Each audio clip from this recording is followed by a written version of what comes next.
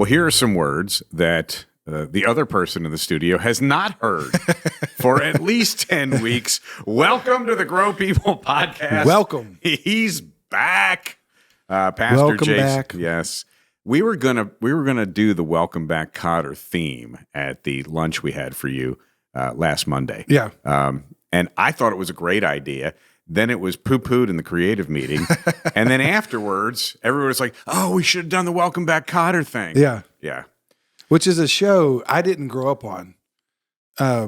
But so maybe that was the resistance. Like people just aren't familiar with it enough. Perhaps. Yeah. Perhaps. Yeah.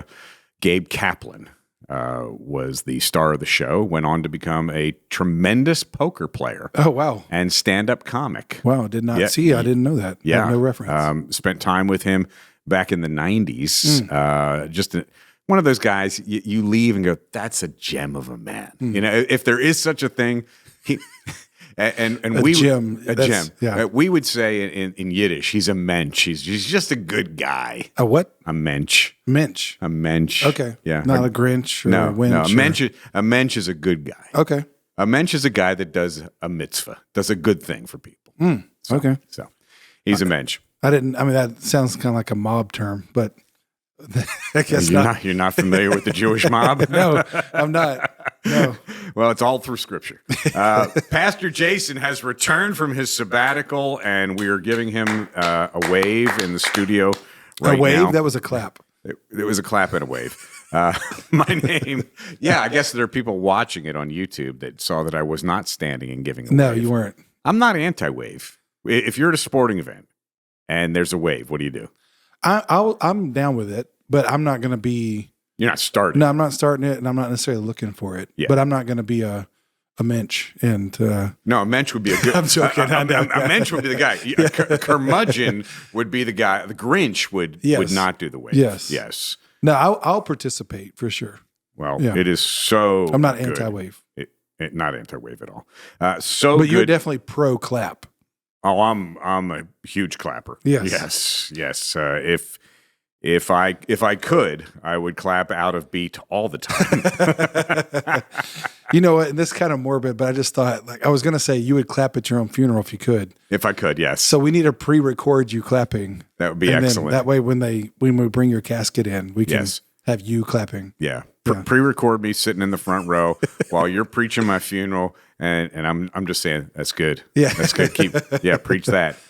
and typing on the keys. We can have those too. I'm a loud typer, and at 62, I think everybody older than the age of 45, 50 would understand. You grew up typewriters, learning how to type on a typewriter. Yeah. So, yeah, we did have a typewriter growing up. I didn't watch Welcome Back, Kotter, but I did have a typewriter. Okay. I'm not recommending going back and watching Welcome Back, Kotter. When was that? What decade? 70s. Okay. It was 70. John Travolta was the star. Oh, okay. Yeah. So he was Vinnie Barbarino. And then there was Lawrence Hilton Jacobs, Robert Hedges, and Ron Palillo, who played Horseshack. This is just too much. I have a blank stare. Yeah. My name is David Stein, by the way. Speaking of stars. I am not at all. Campus pastor here at our Canton location. The purpose of the Grow People podcast is to help grow people. See, you didn't skip a beat. No, I didn't. It's like riding Greg Sizemore's bicycle. That's a callback to a previous podcast. It was. That was a pretty good one. Yeah. It was so much fun having fresh faces in here doing the podcast. What are you saying? Like this is an old face? No, okay. no, you're a fresh face. Okay. I've not seen you. Yeah. Well, I've seen you, but our audience has not heard from you unless they were here for the record-breaking Revolution Church weekend. Yeah. That was a lot of people. Incredible. Yeah, it was our largest non-holiday attendance ever. And a perfect storm, literally. Literally. Yeah. Yeah. I think we had downpours at the beginning and the end of each gathering. Yeah. But over 3,200 people. Yeah. Amazing. 500 and some kids, students rather, middle schoolers and high schoolers at our one night. Yep. 30 salvations at one night between the two campuses. Come on. It has been a great start of the school year. It has. But we're grateful to have you back. But it was really cool to have, and this was a vision that you had a long time ago to have church planters come in that we are supporting. And I just want to say how valuable that was for us as stewards to see that our generosity fuels the gospel all over the world. Yeah. Yeah. When we started laying this out, and again, those are a part of our church. No, I take a preaching break every summer. And so 4 of our main teachers, you, Chad, Jeremy, and Dave, will teach. And I always love that. I love that during my normal preaching break, we're still having our staff teach.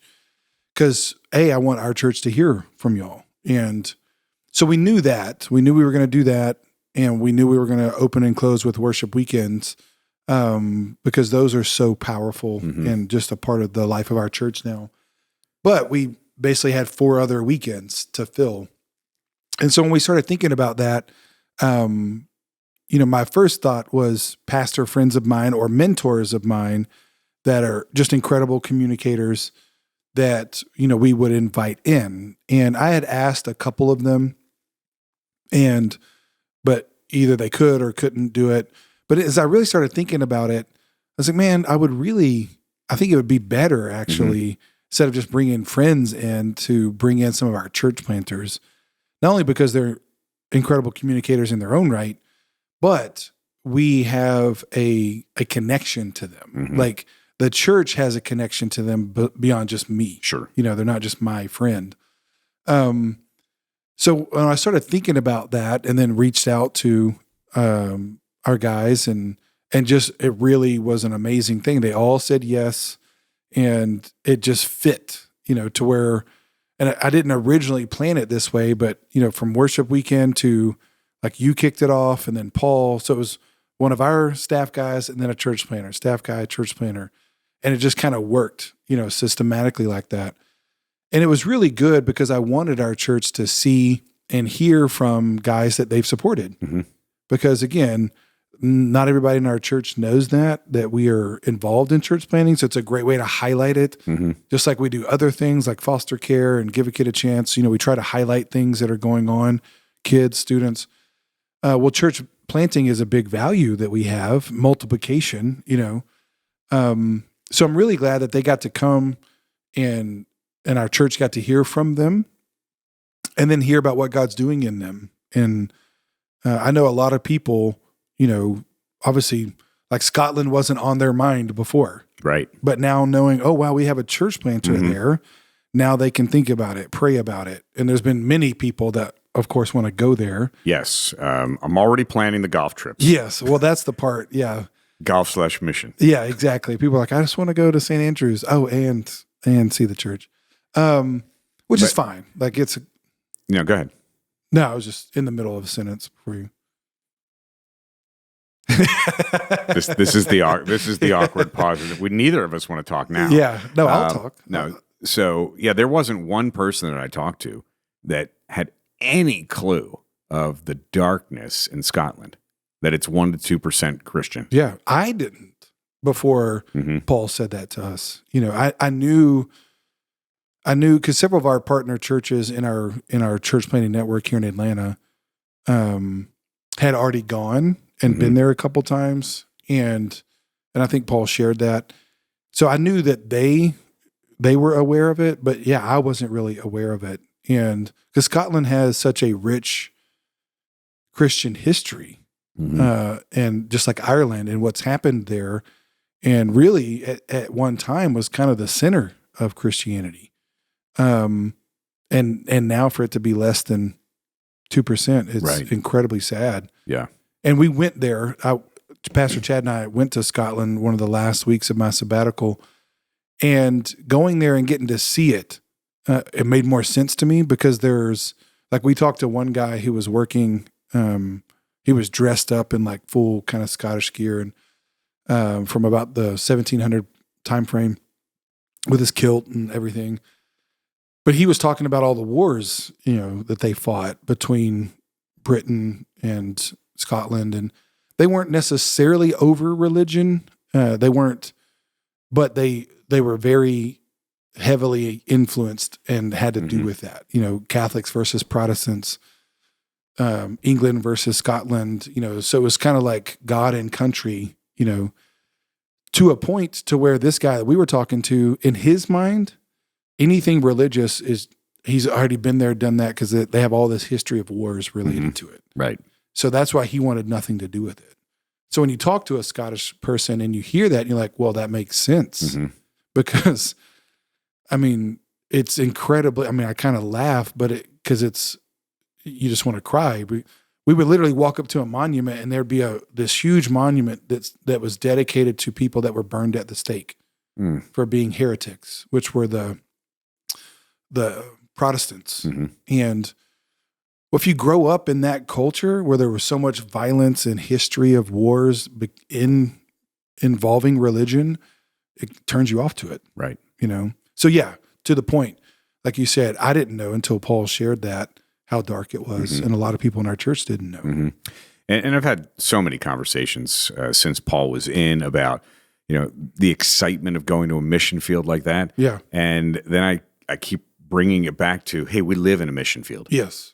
I spoke at a really cool Christian golf thing last Friday morning. It's called Links Players. It was the original PGA Bible study. Oh, wow. And now there's like 300 chapters around the country, and there's one at Woodmont here. And I got invited to come share my story. Wow. And then play 9 holes afterwards. So double bonus. It was fun. And we were just talking about these mission fields outside of the country. Yeah. And I said, what about the one you live in right here? Yeah. And I think we have to be reminded of that, because we do live in the fastest growing county in the state. I think it's like 6 years running, Cherokee County, fastest growing county in the state.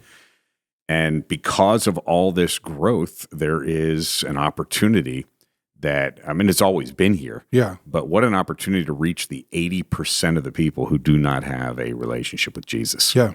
So whether it's 1 to 2% in Scotland, or 20% here in Cherokee County, there's still these opportunities to reach people with the gospel. The church did everything you asked them to do. They prayed for you. They prayed for your family. They showed up. They gave. They served. But when they got to see the fruit of their obedience, because it's one thing, okay, give a kid a chance, buy a backpack, get some school supplies. Yeah. You know where your $100 goes. Yeah. But the act of obedience of tithing, sometimes you don't see that. Yeah. So they got to see the tangible evidence of that. And I thought that was pretty cool. You talking about with the church planners? With the church planners, yeah, totally. Yeah. Well, and again, I think that was the thing that it's what I hoped for in planning, and when I was kind of laying out who was going to speak when, I really hoped that our church would understand the impact that it has, because again, those guys tell me that, whether it's Paul in Scotland or Dakota in Texas, what we have and will continue to give to them. And not just money, it's also time, like Dakota and I met quite a bit before he moved, and we still talk, so getting to pour into him. Chris, we hang out and talk, pour into him. And same with Greg, he came out of our network. And so we get to see that tangible evidence because we know these guys. We've spent a lot of time with these guys.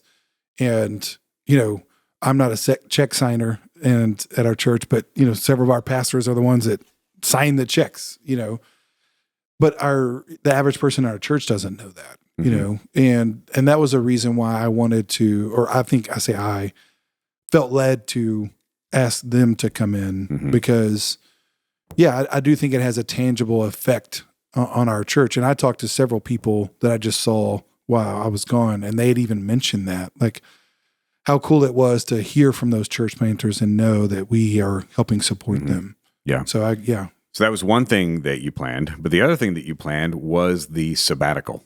And I know you had help from our board and some of your mentors in kind of laying this out. So now that you're back, how'd it go? Yeah. How did you lay this out in a way that you thought was going to be fruitful, even though you had no idea how it was going to go? Yeah. There's a when I was thinking about it, and even the early conversations with our board and kind of thinking about, because, we had budgeted, money for me to do, like we just kind of budgeted a bucket of money, but I didn't know what it was going to be yet, Just a bucket. And that was tough to walk around an airport with. Yeah, it was a bucket, literal. And so as I started earlier this year, started kind of thinking through that and having conversations, and really trying to lay it out. It was, I wouldn't say it was tough, but I wanted to make sure there was a balance of being home, being away. It's not like normally on my preaching breaks, the family will take a vacation. But then, I may be gone for a week and a half of those 4 weeks, but the other times I'm here, like I'm in town. And because I'm just not in the office, Mm-hmm. I'm praying, working on stuff, to where this one was different in that I really wasn't trying to spend time, still working, Right. I was trying to rest. And so it was a unique mix of trying to figure out, okay, how much do I need to stay home and just, rest and then be away? Because I didn't want to stay home for 10 weeks. I didn't want to travel for 10 weeks. And so when I was starting to lay that out, and just the way the calendar worked as well, like the first 2 weeks of sabbatical, so the end of May, 1st of June, I was just home. I didn't travel anywhere because I didn't want to finish working here and then immediately leave, So I was just home. And then as I shared with the church before I left, I had 3 different experiences that I planned, with 3 different organizations. And the way I thought about it was I wanted to spend a week working on myself. Mm-hmm. That was me and a counselor. And then a week for Lindsay and I, and we met with a life coach and worked on a life plan. And then we had some time together. So we had 4 or 5 days together, and then spent time with the life coach. So that was kind of like myself, then my family. And then the 3rd week, was leadership, in church. So I was gone 2 weeks, I was here for 2 weeks, the first 2 weeks. Then the next 2 weeks I was gone. One was that experience, with the counselor, just myself at a ministry called the Blessing Ranch in Florida, which is designed for ministers. It's run by a guy who's a licensed counselor, started it. Now his daughter, who's a licensed counselor, runs it. So that one was, I'm going to, spend time working on myself, and then the week after that, we had a family vacation in Florida. So we kind of tagged that. So I was here 2 weeks, gone 2 weeks. Then I was back 2 weeks, back home. And then I was gone 2 weeks. With the second experience with Lindsay and I went to Colorado and did the whole life plan process and hung out in Breckenridge. We love that city. And, of course the weather is amazing in the summer. So we were there for 4 days, and then in the life plan process, was in Colorado as well. And then Lindsay came home because we had Give a Kid a Chance coming up. And then I went to California for the 3rd experience, which was the leadership part, which was with Henry Cloud and John Townsend. So thinking about it, I wanted to, again, it was trying to figure out the balance of how much to be gone. Cause I like traveling, like it energizes me. But I couldn't stay gone the whole time. Mm-hmm. And one of my mentors, Larry Osborne, I was talking to him last week, and I think I mentioned this. I know I mentioned it in one of the gatherings this last weekend. I don't remember if I mentioned all of them, but he gave the analogy, which he's great at analogies, that rest is like turning off the engine of your car, but that's not enough. As we know, you can turn off the engine, but you have to replenish the gas as well. That's good. And so he made the point of like, that's why rest isn't enough. You can't just rest. You have to also replenish. So that's kind of how I was thinking. I didn't have that language at the beginning of a sabbatical, but that's what I was thinking. Like my first 2 weeks here was just kind of resting, just the adrenaline leaving my body, from not having to preach and Right. not having to, and I actually went to, like, one of those weekends I went to Hope Church, Chris Renfro's church, and got to just go to church, which was great. So that was about rest. And then those experiences were about replenishing. Yeah, if you're listening to this process, I hope you hear that you want a church where your leaders do these things to be healthy. Yeah. The worst thing for a church is for a pastor to never consider these things, and then that leads to burnout. That leads to falls. Oh, totally. So this is a great thing for the church. So after you went to the first planned event, which was some personal coaching, some personal counseling, what were you thinking after that first week? That first experience? Yes. I was thinking, like, I learned some stuff, and I've gone to counseling for, well, really, I'll be 45 next month, September 12th. Write that down. The first time I saw a counselor was when I was 25. So I've been doing counseling now for 20 years. So I feel like that first week I learned there was definitely some eye-opening stuff. And actually I shared with our staff in our all-staff meeting this month about a process I learned which is the whole ministry of this Blessing Ranch. It's kind of like their thing, what they call the unhindered process. And so there were some eye-opening things I learned that week that I just didn't know about myself, and he was asked me questions, a lot of questions. But it was funny, like, and this is the nature of things in life, we all want quick fixes. You know what I mean? Like we want to take a diet pill. We want to, we're always looking for something. Right.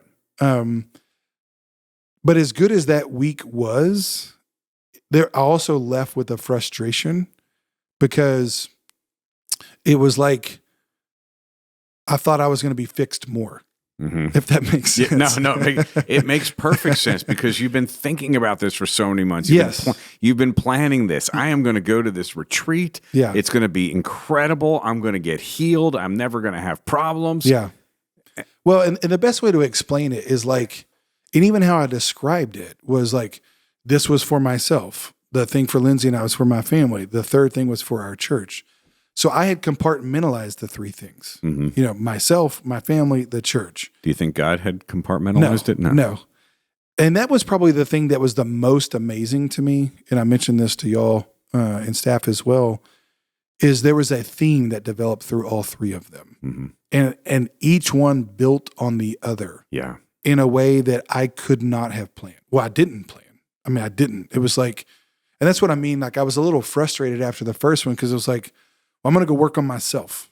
And then after that, Lindsay and I are going to work on our life and family. And then after that, I'm going to work on the church. And that's just not the way it works. Because one of the keys to Lindsay and I's marriage is myself. One of the keys to leadership in the church is myself. Like myself is in all three of them. And that was the thing that, and I joked with y'all, it was like somebody called all three of them and told them exactly what they needed to tell me. And I was amazed by that. And again, I'm not surprised because it was God. Sure. But like so to answer your, like the first question, after my first experience, then vacation, and then coming back home. So that was really like 6 weeks. At the 5.5 week, almost 6 weeks mark, I remember thinking, oh my gosh, this is already halfway done. And I don't feel like I've learned enough yet. I don't feel like I started getting nervous because I feel like I had rested enough. I was out of my normal rhythm enough. I spent a lot of time outside working, which is very, very relaxing for me. I know you love that. Yeah, at our land. And, I was cutting down trees and mowing grass. And, manly things. Yeah, awesome stuff. Like I went and bought a really nice steel chainsaw, and Natalie and I drove up to Blue Ridge one day and bought it from this old couple. So that was because I had this huge tree down at my land. So I had to go cut it up. And so I spent one whole day cutting. I mean, it was massive, Yeah. cutting that up. People like me would get a guy to do that. Yeah, exactly. Yeah. So things like that, again, I felt like I was, and as one pastor said one time, those of us who work with our minds have to rest with our hands. That's good. So working with my hands and doing that stuff was super restful for my mind because I wasn't having to think. I wasn't having to solve problems, But I remember about 5.5 weeks in, I'm again getting nervous because it was like, it's already halfway over and I don't feel like I have, grown enough, learned enough. And it's not that I was putting pressure on myself, but it was like, but I did want to come back different, Sure. And it wasn't until that second experience that Lindsay and I did in Colorado, and the first day of that experience when he was walking us through because it's a whole structured process. Like we filled up like 17 pages of white paper, of like chart paper. And I have all those. Like we rolled them all up and I brought them back. And it's him learning kind of your story. And then one of the things he had us do was identify our negative life script that we live by. And so we kind of talked through that, which again, that correlated with exactly what I learned at Blessing Ranch. Again, that whole unhindered process, which I shared with the staff. And so when we did that and walking through that and kind of worked through, and Lindsay was with me on that, which was really, really beneficial, that I kind of identified my negative life script, which for me and just how I grew up was, I don't need you. We kind of started off with the thought of, if I don't do it, it's not going to get done. Kind of that self-reliance and independence. But he pushed me. He's like, no, it's deeper than that, And then we came up with that phrase, and I don't remember if I said it or he said it or how, but came up with that phrase of, I don't need you. That was so eye-opening to me. It was like, oh my gosh, that is how I live my life. So this is about week 6, 7? This would have been this was week 7. Okay. So you're less than 2 months into this, and then all of a sudden God drops this on you. Yeah. After he had primed the pump at the Blessing Ranch, and that's what I mean. Like at the Blessing Ranch, I was frustrated because I felt like I didn't have the breakthrough yet, But then in Colorado, it was like, oh my gosh, that is like, and Lindsay was like, yeah, that's how I feel. I feel like you don't need me, that you're good without me. Yeah. Well, that makes complete sense. At that first experience, you're still living in, I don't need anybody. I'm self-reliant. Yeah. I've got to have my own breakthrough. Yeah, exactly. Lindsay doesn't need to be here for this, kind of thing. Which is funny that week we talked a lot about isolating, how I isolate myself, and again, and how I grew up and just how I learned to cope and survive. And part of my homework was talking to Lindsay and also to each one of my kids about what my isolation from them, how it affects them. Wow. So I had to ask, and I asked Lindsay that. I haven't asked the kids yet. But when you start thinking about that, again, you realize, well, that's just how I was living. It wasn't of course, and it can be sinful, but it's not like I was choosing that. It's not a conscious effort to isolate. It's just the way I learned to survive growing up. Growing up in a very dysfunctional home, I learned that I couldn't trust people with my emotions. I couldn't trust people, couldn't be vulnerable with them. Wow. Because things were so hectic and crazy. And, every child is always wanting to know the question a child, they're not asking, but we are hardwired by God to ask is, can I be safe? Like, are you safe? Wow. And that's not only true physically, which I think any good parent understands that. It's our job as parents to make sure our kids are physically safe. Yeah, I think we all get that. But it's physically, emotionally, spiritually. But are you emotionally safe? Are you, and that's what I learned, that in my world, people weren't. And so therefore that's when I developed this truth, which then led to a strategy. And this is what we were talking about in All Staff. Not the truth. No, it's called a little T truth, which again it's in the book called The Unhindered Life. If people listening or wanting that, you can buy it on Amazon. It's great. You can kind of understand more of what we're talking about. So yeah, to me, the little T truth, which is basically a lie, was I don't need you.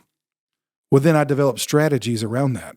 So I learned how to live where I didn't need people.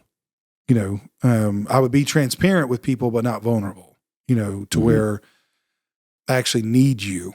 So again, when Lance, my life coach, asked that question, what's the lie? What's the negative life script that you're living?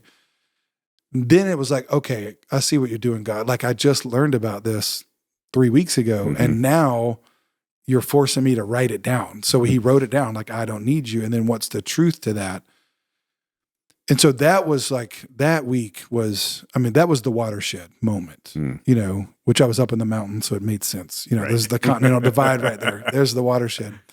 And then the next week, again, which was the one about leadership, and Lindsay wasn't with me for that, because that one, your spouses didn't come. It was, you're in a small group of people. With Henry Cloud. And John Townsend. Was that surreal in the beginning? It was super surreal. And there was we were at a hotel in Orange County, and there was probably, 60, 70 people there. And it was a pretty small room, not like our auditorium. And I'm sitting on I like sitting on the front row and taking notes. And so I was sitting on the front row in the far corner, right next to I also got right next to the whiteboard, because I knew them enough. They like writing on the whiteboard because I've seen enough of their stuff. And so I was literally within like 5 feet of them as they're teaching. So yeah, I don't like the phrase fanboying, but I was, it was in awe. I was like, these two are. The Grow strategy here at Revolution Church, I know you've shared this before, but that is based on a book by those two guys called How People Grow. Yeah, our whole mission here of Grow comes from that book. And I read it in seminary, and it just made perfect sense to me. And it really just gets into how God made the world and how growth happens. It's natural. And that's what I love about those two guys. Is they're psychologists, but before they're psychologists, they're Christians. And they're just fiercely biblical. They just talk about the way God, like Henry Cloud talked about, he longed for a way to communicate to people about, like, kind of metaphorically, like, about these truths. And then when he read the Bible, he was like, the body, that's it, and so that's how he relates so much to that. And so yeah, that week, Henry Cloud's teaching, John Townsend's teaching, and basically the structure of the week was every morning we had a couple hours of teaching, and then we would go into what's called a process group, which is a small group. It was 8 of us, but they call it a process group because you're supposed to process what you learned, and then also kind of process, your life and past.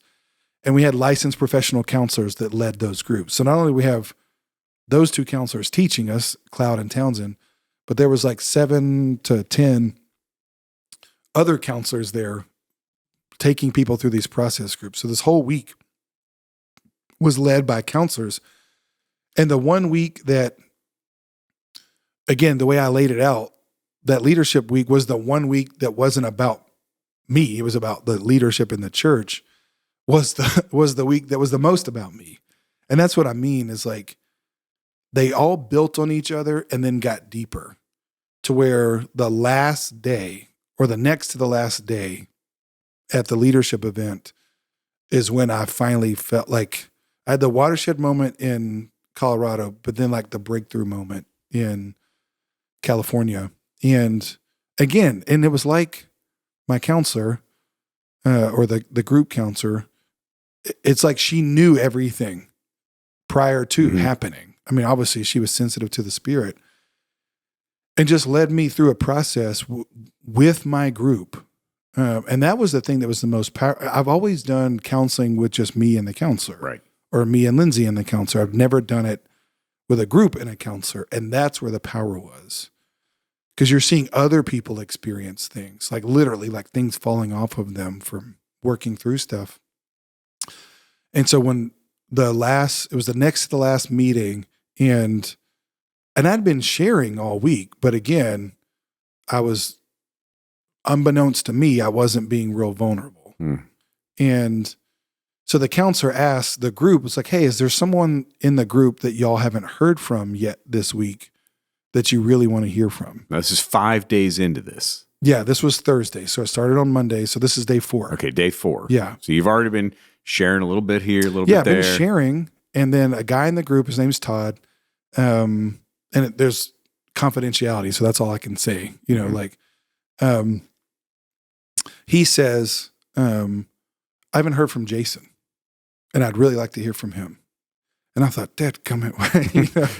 Now, did you know Todd before this? No. Okay. No, because you're in a group with people you don't know. And again, and this was the amazing thing about God, literally the night before, I was laying in my bed in the hotel room and kind of thinking like, man, this has been really good, but I still don't feel like, and now it's like week 8.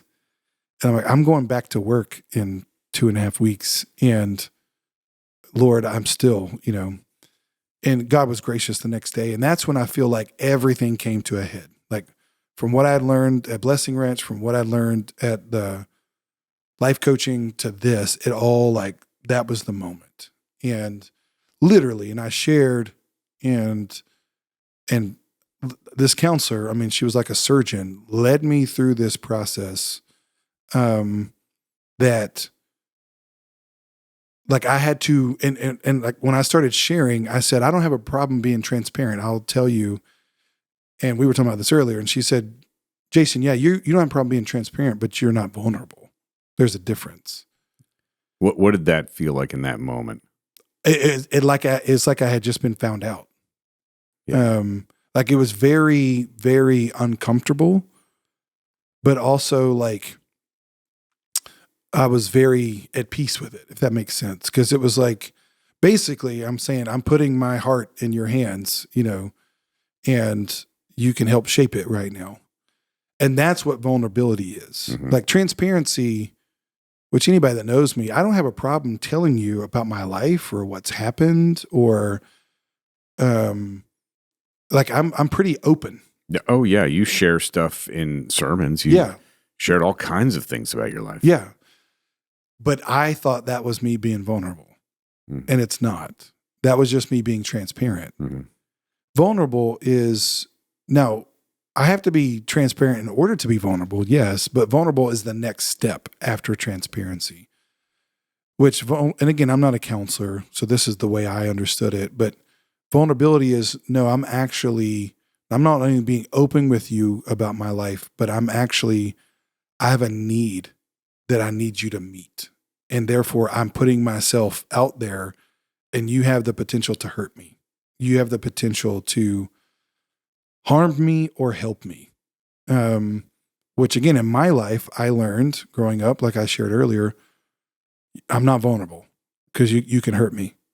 And so she led me through this process, again, with my group, of vulnerability, where I had to like, and I can't say everything. Well, I can share some of my own stuff, but just through a process of learning how to actually need people, which again, my life script was, I don't need you. And now I'm in a group where I'm being forced to need people. And cause I couldn't figure this out on my own, you know? And I kid you not, man, after that, I mean, I was bawling my eyes out. Everybody in the group was crying. Cause anytime people were sharing, we were all crying, you know?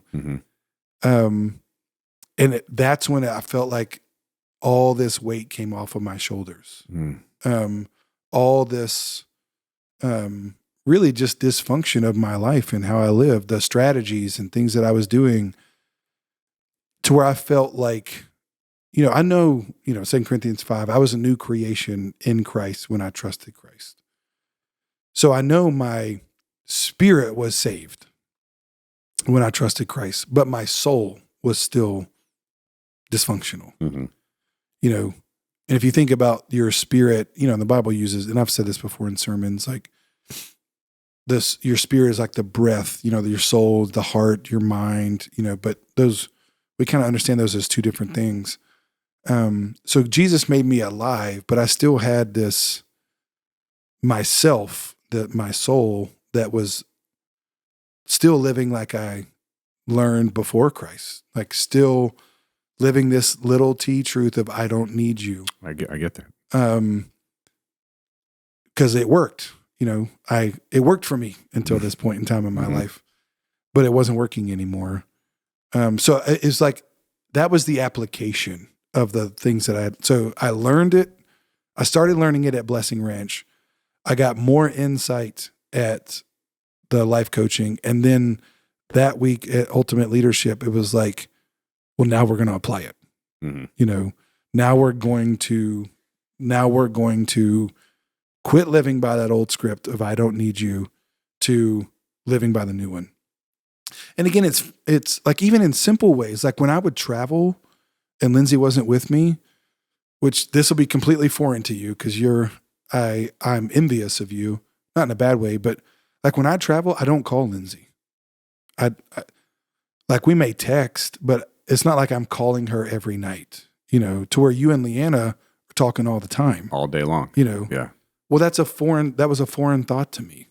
And again, one of my counselors said, Jason, well, when you isolate yourself, not only are you not loving the other person, but you're not allowing the other person to love you. Wow.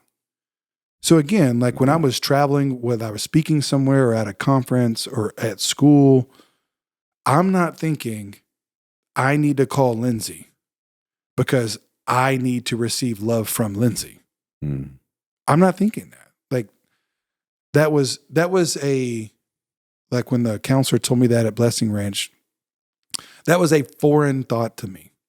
Like and of course Lindsay knew that, but that's what Lindsay was talking to me about. She's like, Jason, yeah, you don't need me, and she was right. And full disclosure, Leanna and I could be on the other side of the spectrum where there's this unhealthy codependency of we've got to talk to each other 15 times a day. If I don't get a text of a picture of a puppy. Yes. Yeah. Yeah.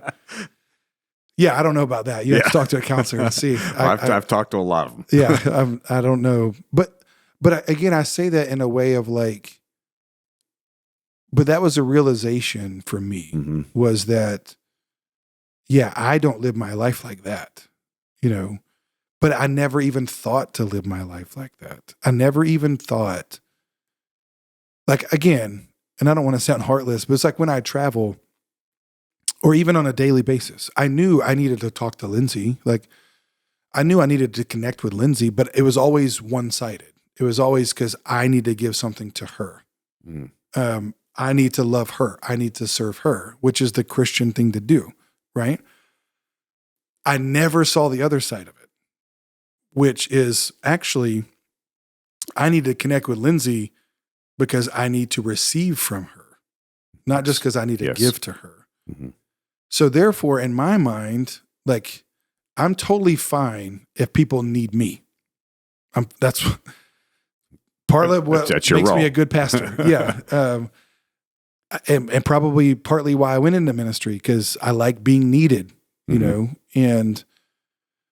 but the idea of like, oh no, but I actually have needs and I need people to love and care for me, again, was a foreign thought because I live by, I don't need you. It's such an easy thing though to fall into. Yeah. It's when someone asks us, not that we're anything special, but because of the role we have, when they say, hey, how can we pray for you?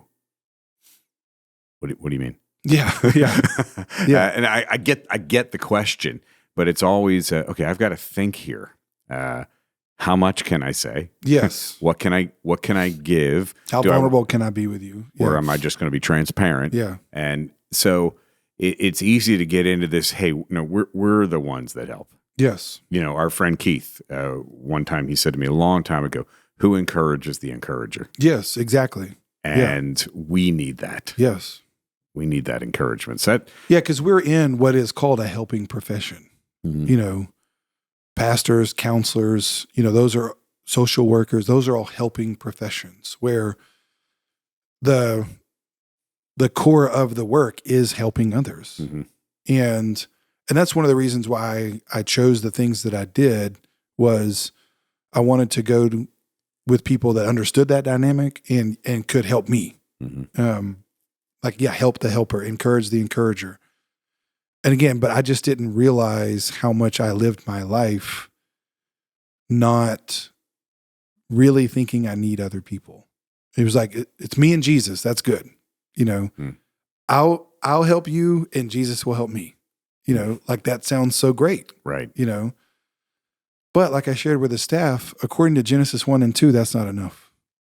Because God created Adam, like the whole list of it is goods. Mm-hmm. Like it go, God created, the earth, God created the animals, the sky, the sun, the moon, and he says it's good. And then he gets to the end after he's created man and woman and says it's very good. Well, in between the good and very good was there's not good. Right. And that's when he created Adam, but Adam was alone. And God said, that's not good. Mm-mm. So he had to create a helper, Mm-hmm. literally in the Hebrew, the like opposite, because regardless of what we think, animal is not man's best friend. I know you love your puppies, but we need people. And even Adam, who was in perfect relationship with God, still needed people. So the fact that I thought that I didn't need you that's crazy. But again, that's just how I learned to survive. Yeah. And so now it's about, in our process groups, literally like they would make us go through and identify needs. Like, here's what I'm feeling right now. This is what I need. And then the group has a chance to meet that need. And sometimes they can, and sometimes they can't, And Lindsay, as my spouse, and me as her spouse, we can't meet all of each other's needs. Mm-hmm. We have to have close friends too, Mm-hmm. which again, as a part of my life plan process, I had to identify 5 people that I was going to reach out to and try to work on my friendship. Cause I feel like I'm not a great friend. Cause I like talking to a bunch of people. But I can't even remember the last time I've called a friend and said, hey, I need you. I don't know the last time I've said that to somebody. Well, that's what makes a friendship, And so a lot of my friendships are even one-sided. It's like I'm helping them. But if they never get a chance to help me, then they're not going to find value in actually helping me. Like they're not going to feel important, which is funny. It's like the more you need somebody, the more important it makes them feel. Yes. Which again, so I have a lot of friendships with people that I would have told you at the end of the day, yeah, I don't need them. So one of my really good friends in Texas that I used to be on staff with at the church prior to, he was on my list that I wrote down. And Lindsay and I went to Texas as well because her grandparents had their 70th wedding anniversary and we stayed with our friends. And so I told him, I was like, bro, hey, I need you. Like, I need you. I need to have regular time with you where we can get together, talk, because he's been a friend for, 20 something years now. But again, that was a foreign thought to me. So I say all that to say, when I look at the sabbatical, that was the best part about it is I had planned times for rest. I had planned times for replenishment, for God to pour back in. But God wove them together in a way that I couldn't have planned. And that's why it was so cool to hear this story in, 50 minutes of a podcast. And it's fascinating because this is not, hey, my pastor's on vacation for 10 weeks. No. And it's so important for the next 20 years. This next year is going to be the 20th anniversary of Revolution Church, your 14th year here. And I know that you are planning for another 20 years. Hopefully, Lord willing. So to have this moment in time in the summer of 2023 to get that breakthrough is huge. Mm-hmm. And so thanks for sharing that. I know one instance where you called me at 4:00 in the morning because you knew I was up. But everything you just said, the way it made me feel, your vulnerability in the moment, yeah, it makes me think, okay, who is that in my life? yeah, I mean, I know one guy, yeah, that I will pick up the phone at any time Mm-hmm. and call. But am I completely vulnerable? yeah, This is. I mean, I really don't have any words right now because just hearing this process, and I've heard it now 3 times since you came back Yeah. from the sabbatical. You came back different, and this is now the 3rd time that I've heard it, and maybe I'm having a breakthrough now. Yeah. Well, we're really glad you're back. One of the questions I was going to ask was, was there anything that you would have done differently? But now hearing how God sovereignly weaved this all together, I don't know if you can say you would have done something different. The only thing that I would have done differently is I didn't get, and I don't want to say like it was a negative, like, but I would definitely do it differently the next time, is I didn't have enough time with my family. Mm-hmm. Again, and this is sad. Like I had planned, of the 10 weeks, I had planned 1 week vacation, with my family. Now, partly that's just the way it happened because Jackson has a job now. Lindsay was still working. There was mission camp. Yeah, there was mission camp. Natalie was at mission camp and then went to Wind Shape camp for 2 weeks. So I don't know if we could have pulled it off.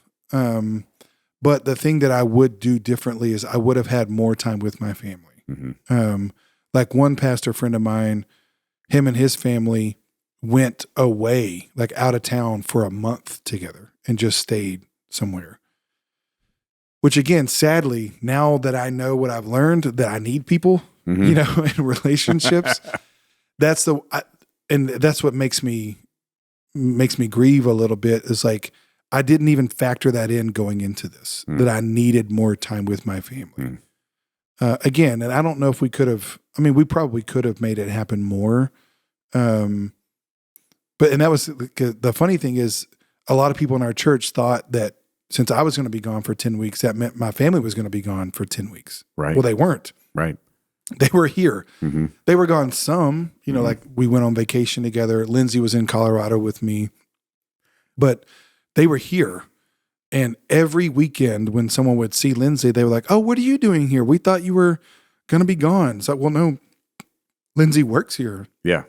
So Lindsay was still working. She's our communications minister. Yeah, she was still working. Was that a difficult thing to navigate? Because, husband and wife, there are things that we take home with us. Yeah. Was it difficult for Lindsay not to bring stuff home from church? Only a couple times. Okay.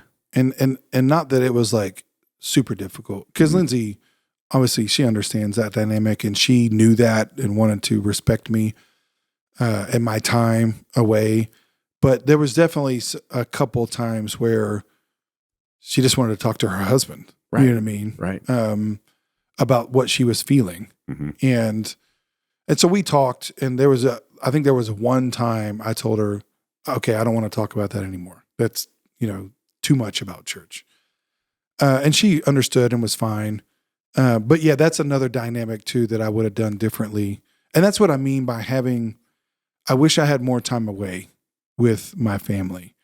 And even Jackson, like this last weekend, someone told him, "Hey, I'm so glad you're back." Well, he was here the whole time. All summer.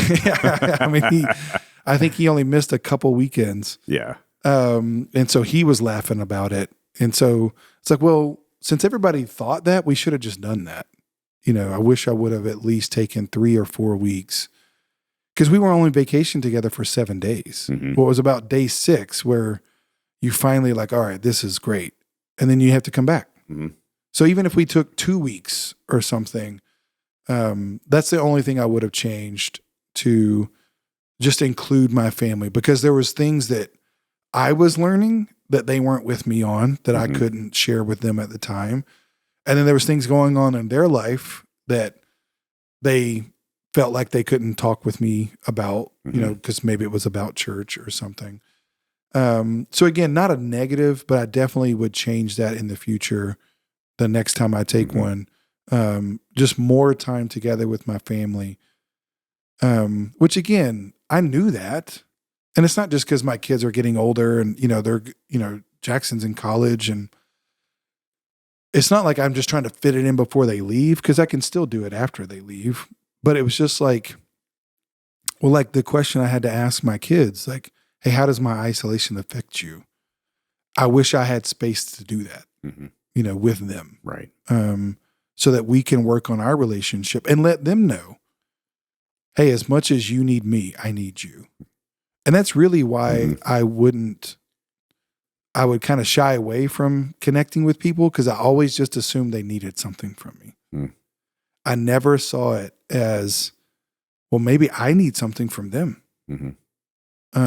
Even my kids, I need something from that relationship. So, well, to what you just said about the kids and the questions you want to ask them, I'll go back to a sermon that I heard at the end of last year. Somebody said the best time to plant a tree is 20 years ago. Yeah. Second best time is today. Yeah. So you have an incredible opportunity coming for the next several decades. Yeah. Lord willing. Great to have you back. I have 2 things to wrap this up.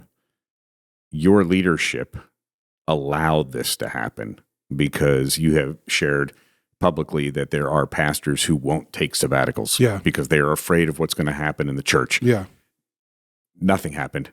The church thrived, not in a bad way because you weren't here. No, but because you have set up a staff, and we have incredible team members and just incredible people in this church who did, like I said earlier, exactly what you asked. They prayed for you.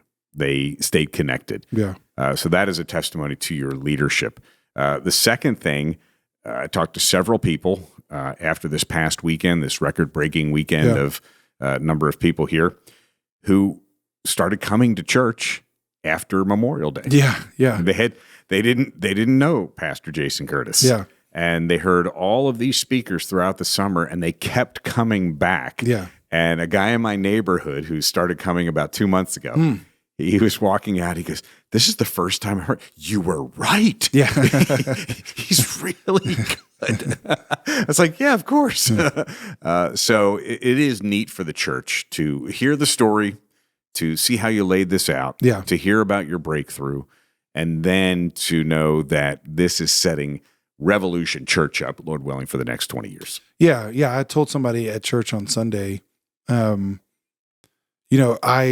wanted it to be where I could be away for 10 weeks and the church doesn't need me. Like the church is doing fine, but then the church hopefully likes me enough that they want me back. They do. And I think that's a good balance of like the church shouldn't be dependent upon me. But hopefully rejoices when I'm here. You know? And that's, I think, a good thing is like, that means the ministry of the church isn't built on me. It's built on Jesus. It's built on his word.